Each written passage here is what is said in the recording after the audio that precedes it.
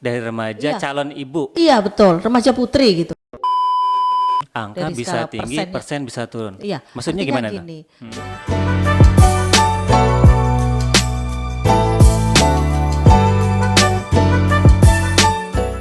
Halo, selamat datang kembali di podcast Dinas Kesehatan Penajam Pasir Utara. Masih bersama saya Burhanuddin, setia menemani Anda semuanya. Dan kali ini kita masih dalam program yang sama, apalagi kalau bukan di Bisik Taka, bincang asik kesehatan kita. Dan tamu kita kali ini langsung saja kita present Ibu Yolanda Yurian. Ini saya panggil Mbak aja ya. Boleh. Karena gini loh Mbak ya. Karena gini, dalam pandangan saya Mbak itu orang yang energik, punya determinasi yang tinggi, jadi kayaknya saya lebih pantas kalau manggil Mbak. Setuju Mbak? Setuju. Setuju ya. Oke. Mbak Panggil ibu Yolanda. juga nggak masalah sebetulnya sih. Oke. Karena sudah ibu-ibu juga gitu. Iya. Yang pasti semangatnya harus muda Mbak. Usia itu soal angka katanya. Iya, baik. Mbak Yolanda, kita akan ngebahas pas banget dengan apa yang menjadi tugas dan fungsi Mbak Yolanda, yaitu di seksi kesehatan keluarga dan gizi. Betul. Nah, ngomong-ngomong tentang gizi, kita dalam hal ini ya, ada sebuah isu yang sempat tertutupi dengan kasus COVID-19, yaitu adalah stunting. Dan bertepatan juga dengan beberapa hari yang lalu, itu Hari Gizi Nasional yang ke-63. Kira-kira apa yang bisa kita highlight ya, yang kita bisa present dari momen Hari Gizi Nasional kali ini, tahun 2023. Oh ya, baik. Jadi Hari Gizi Nasional untuk tahun ini yang melatar belakangi menjadi termasuk viral ya, untuk bisa digaungkan bersama di seluruh Indonesia, yaitu karena saat ini Indonesia mengalami kenaikan kasus stunting. Status gizi ini yang lagi dimarakkan, lagi apa ya, lagi booming lah. Terutama di kabupaten kita ini semenjak tahun 2019 sudah ditetapkan menjadi lokus stunting oleh Kementerian Dalam Negeri. Sejak tahun 2019. 2019. Nah, angkanya ini Mbak secara statistik memang tadi mengalami kenaikan ya? Ya, di tahun 2019 ini dari survei status gizi Indonesia. Yes. Jadi tahun 2019 itu secara nasional stunting itu sekitar 27,7%. 27,7%. Dan kita di Penajam Pasir Utara hasil dari SSGI tersebut itu termasuk tinggi di atas rata-rata nasional 29%. Jadi di Penajam Pasir Utara angkanya lebih tinggi dari angka nasional. Betul, makanya ditetapkan saat itu menjadi lokus stunting. Iya. Nah, berkaitan dengan Hari Gizi Nasional, itu temanya kalau nggak salah, mohon dikoreksi, apa ya? Saya agak sempat lupa tema Gizi Nasional kali ini, Hari Gizi Nasional kali ini. Iya. Protein hewani. Cegah stunting. Nah, berarti ada dua kata setidaknya yang bisa kita underline, yaitu yang pertama adalah protein hewani dan stunting. Betul. Emang masalahnya apa sih? Kok bisa ya stunting itu angkanya tinggi, meningkat, apalagi Penajam Pasir Utara menjadi lokus. Emangnya di Indonesia, khususnya di PPU itu kurang protein gitu Mbak? Iya. Atau apa yang terjadi sebenarnya yang melatar belakangi ya angka stunting ini? Betul. Begitu mendominasi ya untuk saat ini gitu. Oke, baik. Jadi kita mengulas lagi dari angka ya, Mas Burhan. Saya panggil Mas juga ya. Boleh, saya boleh. panggil Mbak nih. Jadi saya panggilnya Mas. Jadi Mas Burhan, kalau kita telisik lagi dari angka dari 2019 dari survei status gizi tersebut, status gizi Indonesia yang sudah dilakukan oleh Kementerian Kesehatan. Di tahun 2019 itu kita menemukan 27 sekian persen tadi, 27,7%. Di saat survei lagi dilakukan 2021 itu sudah mengalami penurunan Mas Burhan. Turun ya sebenarnya ya? Ya, 24%. Lumayan Dan jauh di tahun 2022 ini menjadi 21,8%. Turun lagi? Iya, kan sangat banyak ya. Jadi banyak yang sudah kita lakukan intervensi di kasus stunting ini. Untuk PPU sendiri juga mengalami turun naik karena balita yang timbang itu juga tidak stabil saat ini, terutama di saat kondisi kita mengalami pandemi Ya. Kemarin tahun 2021. Jadi PPU sendiri tahun 2019 dari survei Gizi itu ditemukan 29% tahun 2019. Di saat tahun 2021 kemarin kita mengalami juga Penurunan. tidak terlalu banyak gitu, sekitar 27%. Dan 27,3% ini ditemukan SSGI, termasuk SSGI yang tertinggi di wilayah Kalimantan Timur, nomor 2. Jadi kabupaten kota nomor 2 tertinggi gitu ya di wilayah provinsi Kalimantan Timur. Dan tahun 2022 ini kita mengalami penurunan juga lumayan banyak gitu. 2022. 22. Kalau yang 2023 sudah ada belum? Belum ya? ada Mas. Itu Karena biasanya baru di akhir berjalan, tahun. ya baru Ya, berjalan biasanya 1 di bulan. akhir tahun ya betul. 2 bulan. Ya. Jadi di tahun 2022 sekitar 20%. Nah, Mbak, dengan angka yang seperti itu berarti sebenarnya kan kalau kita evaluasi dari penanganan stunting khususnya yang ada di PPU, dari angka itu ya, dari statistik itu mengalami penurunan, berarti ini signal keberhasilan. Betul. Sebenarnya apa sih yang sudah dilakukan oleh Dinas Kesehatan yang membuat hasil dari kinerja dan penanganan ini mendapatkan hasil ya yang menurut saya sih bagus ya. Artinya ada Sangat indikasi banyak lah berhasil ya, ada indikasi penurunan gitu ya. Yes. Dari survei. Jadi survei ini merupakan patokan kita gitu. Jadi kalau melihat angka bisa tinggi tapi persen bisa turun gitu. Angka Dari bisa skala tinggi, persennya. persen bisa turun. Iya. Maksudnya artinya gimana tuh? gini, jadi ketika balita itu banyak timbang di posyandu, maka kasus stunting yang ditemukan bisa saja naik dari angka kemarin. Oh iya iya. Karena kemarin bisa saja timbangnya baru 40% nih ya. Yang ditimbang masih sedikit Iya, ya. betul. Jadi secara angka memang rendah gitu, tapi secara persen tinggi Betul, gitu. paham. Ya, ketika nanti yang timbang banyak, secara angka juga akan mengalami kenaikan gitu, tapi secara persen akan menurun. Ya. Nah, dari penanganan itu tadi kembali ke pertanyaan pertama.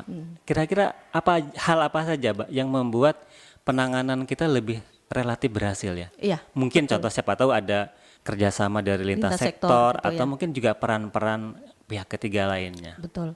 Jadi untuk intervensi kita di Dinas Kesehatan, satu adalah intervensi spesifik. Apa itu? Intervensi spesifik ini adalah intervensi yang dilakukan oleh teman-teman yang ada di puskesmas, terutama mengenai indikator-indikator gizi, yaitu bagaimana kita memberikan pelayanan yang sesuai standar di puskesmas, terutama untuk ibu hamil, untuk ibu menyusui, Ya. untuk bayi balita. Oke. Ya, pelayanan-pelayanan itu termasuk di dalamnya apakah ibu hamil sudah memeriksakan secara benar sesuai ketentuan standar pelayanan minimal atau belum. Itu yang indikator yang diintervensi oleh teman-teman yang ada di puskesmas. Kalau gizi biasanya sudah mendapatkan tablet tambah darah atau belum gitu. Itu penanganan stunting itu berarti kalau kita tarik garis ya dari hulu ke hilir, hulunya itu mulai dari mana sih sebenarnya? Mulainya, Heeh. ya yang jelas mulai remaja ya. Dari remaja Iya. calon ibu. Iya betul, remaja putri gitu. Iya. Jadi remaja putri itu kita harus bisa pastikan nih Mas Burhan, apakah remaja putri ini mengalami anemia atau tidak. Oh itu ngaruh banget ya. Ngaruh banget. Ketika pada saat remaja nih anemia nih ya, anemia. Terus ketika hamil otomatis anemia waktu remaja nggak tertangani dong gitu. Iya iya. Jadi pada saat hamil otomatis dia anemia ya. Itu yang jangan sampai pada saat hamil ibu-ibu hamil ini mengalami anemia. Ya. Jadi penanganannya memang nggak bisa sekonyong-konyong ya. Betul. Ujuk-ujuk begitu lahir jebret gitu, Betul. terus ditanganin bayinya. Nggak dari situ ya mulai startnya, bahkan dari calon ibu dia masih remaja, apalagi mungkin sampai hamil juga ya, lebih intens lagi. Oke. Peran-peran lain yang lainnya ada? Iya. Kalau peran yang lainnya kita ada di Kabupaten penanganan stunting saat ini yang leading sektornya di tahun kemarin ada Dinas Kesehatan dan saat ini leading sektornya ada di Dinas BKKBN atau DP3A P2KB.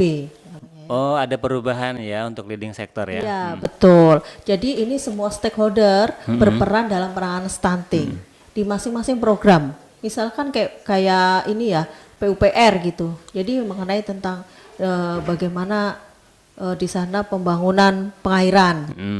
Terus kayak Perkim tentang perumahannya. Terus kayak Dinas Ketahanan Pangan. Ya. Di sana juga ada kelompok-kelompok pangan lestari. Mm-mm. Ada di sana daerah rawan pangan. Terus kayak dinas sosial juga ada di sana memberikan bantuan-bantuan untuk keluarga-keluarga miskin. Jadi penanganannya memang mesti komprehensif ya. Betul. Semua dinas yang terkait juga ikut terlibat dan berperan serta aktif ya Mbak. Nah Mbak, kembali ke tema kita yaitu Hari Gizi Nasional. Iya. Ya kan? Kegiatannya yang relate dengan stunting itu Iya. apa aja yang dilakukan? Saat ini sesuai dengan temanya bahwa kita harus memperkaya protein hewani. Protein hewani, Iya. ya. Jadi di Posyandu itu saat ini untuk semua puskesmas kita memilih satu Posyandu unggulan. Posyandu unggulan, ya. Ya, untuk dapat kita terapkan yang untuk kegiatan Hari Gizi Nasional ke-63 ini bahwa semua teman-teman yang ada di puskesmas terutama bidan desa melakukan aksi gizi ini dengan satu memberikan penyuluhan. Penyuluhan tentang pemberian makanan tambahan. Edukasi lah ya. Betul. Yang terutama dihadiri oleh ibu hamil, ibu menyusui, ibu-ibu yang jelas memiliki bayi balita, dan terutama juga pendidik ya, seperti guru PAUD atau tempat penitipan anak gitu. Penitipan anak. Betul. Itu lebih ke pola asuh mungkin ya. Iya.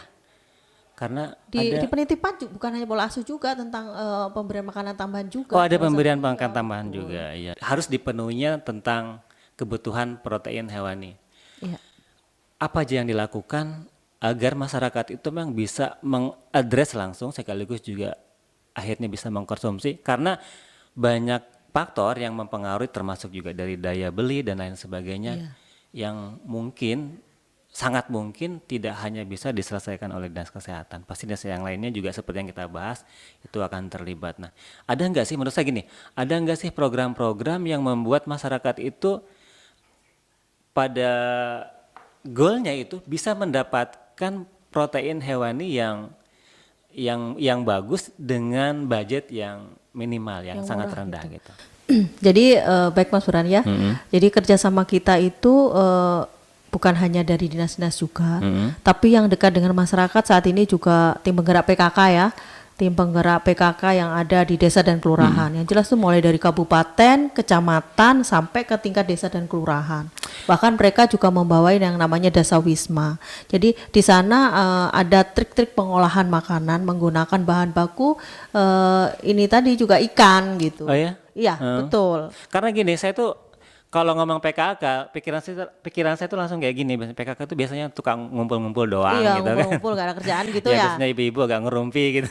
Ternyata banyak kegiatannya ya yang positif dan terasa memang ya menyentuh banget buat masyarakat dalam kondisi-kondisi tertentu ya. Dalam hal ini adalah stunting. Ya, saat ini Ibu Ketua Tim Penggerak PKK Kabupaten juga sangat aktif ya menggerakkan mengenai bagaimana penanganan stunting dan beliau selalu menginstruksikan atau memberikan arahan bahwa protein hewani itu sangat penting terutama bagi anak-anak bayi dan balita dan ibu menyusui supaya kondisi air susu yang dihasilkan itu memang maksimal gitu. Emangnya sumber dari protein hewani itu apa aja sih Mbak? Yang kan supaya masyarakat dapat yang tadi ya, dekat kos yang sangat rendah dan tapi tetap dapat gitulah hasilnya itu. Misalkan kita urut yang mudah ya Mas ya. Apa itu misalnya? Yang jelas telur gitu. Telur, terus itu paling mudah ya. Kalau udah paling males telur lah, ceplok telur gitu. Mata kodok atau mata sapi. Atau mau masak digoreng atau nggak ada masalah? Iya nggak ada masalah dong. Tapi yang sebaiknya itu dimasak ya rebus gitu. Direbus. Pokoknya yang nggak berminyak-minyak ya. Yang lainnya? Ya bisa ikan ya, karena kita daerah pesisir juga sangat luas nih. Kalau daerah Penajam Pasir Utara, ikan gak usah yang mahal-mahal, yang murah aja kali ya. Banyak tuh ikan yang murah gitu. Apa ikan yang murah ya? Ikan tembang itu masuk ya? Termasuk ikan tawar? Kalau ikan tawar betul. Nggak ada masalah juga ya? Ini lupa nih, ada di satu posyandu yang saat ini dibina oleh CSR, PHKT. Pertamina Hulu Kalimantan Timur. Oh, iya. Ya CSR yang menurut saya luar biasa ya. Itu perusahaan ini. Ya, pihak swasta ya. Iya betul. Jadi membiayai satu posyandu gitu, mendukung dengan anggaran dana. Di sana membuat kegiatan termasuk tadi ya protein hewani. Mereka membuat kolam ikan di posyandu, ikan lele. Ya. Jadi airnya itu untuk ini apa? Menanam sayur di atasnya dengan menggunakan hidroponik. Iya. Nah, jadi saat ini juga mereka sudah ini nih, sudah panen ya untuk saya lihat kemarin tuh sawi gitu, Pak. Sudah ada yang panen? Sudah ada panen dan ini diperjualbelikan di posyandu gitu. Jadi khusus bagi anak-anak yang bermasalah kasus masalah gizi, ibu hamil dengan kekurangan energi, Protein. proteinnya tadi termasuk juga gizi buruk, termasuk stunting, maka diberikan gratis oleh mereka. Wow, keren ya. Sudah berlangsung lama Sudah programnya. berjalan lama, Berjalan kurang lebih bahkan. 1 tahun ini. Berarti selain mendapatkan kebutuhan protein, Iya. itu kader yang ngelola. Iya, Berarti betul, dia juga kader dapat posyandu. income. Oh jelas, dapat income dari Oh, penjualan ini itu. keren banget ini program ini. Oh betul. Iya. Ini betul-betul solusi yang konkret banget sih. Oh betul. Dan saya berharap sih ya suatu saat nanti mereka juga bisa kita undang ke sini, pihak PHKT tadi ya. Amin, amin. Karena kita juga pengen tahu nih apa sih yang membuat dia mau juga care ya, peduli Supaya, banget dengan itu. teman-teman posyandu ini juga bisa mandiri ya. Bisa mandiri memikirkan bagaimana kelangsungan kegiatan yang ada di posyandu tersebut. Iya penting banget karena selama ini kalau saya tidak salah itu kan kader posyandu itu dia dapat apa semacam honor ya, Iya, yang insentif. mungkin insentif Iya betul. dari desa aja ya. Nah, Iya. dan kita nggak tahu apakah itu nanti bisa Berlanjut terus gitu atau ya, enggak. berlangsung Tapi selamanya. kalau misalkan ada program yang seperti tadi itu ya dari Betul. CSR yang membuat kader itu bisa mandiri, wah ini Memiliki income sendiri gitu ya, luar mereka biasa. mandiri. Jadi nggak ada kendala, nggak ada masalah Ya. ketika tidak ada insentif gitu. Mereka akan tetap survive ya. betul. Oke Mbak, ini mungkin bagian-bagian akhir ya Iya. dari podcast kita kali ini. Nah Mbak, dengan kondisi kita udah berhasil membuat penanganan ini memang signifikan banget ya penanganannya. Kira-kira apa yang harus kita lakukan sekaligus juga pesan dan juga sekaligus ini sebagai kata atau pesan terakhir yang bisa Mbak Yolanda sampaikan kepada masyarakat. Silakan. Oke baik Mas Burhan. Jadi untuk mengukur porsi makan kita, sebetulnya kita sering mempromosikan namanya isi piringku. Ketika ibu hamil kita harus menambah porsinya sedikit lah ya, porsi lebih lah daripada isi piringku tersebut. Nanti bisa baca nih tentang isi piringku itu apa gitu. Kalau masih penasaran, kalau kita bahas di sini yang jelas pasti akan lebih lama waktunya ya mengenai isi piringku. Jadi untuk terakhir kalinya nih pesan bukan dari saya juga gitu.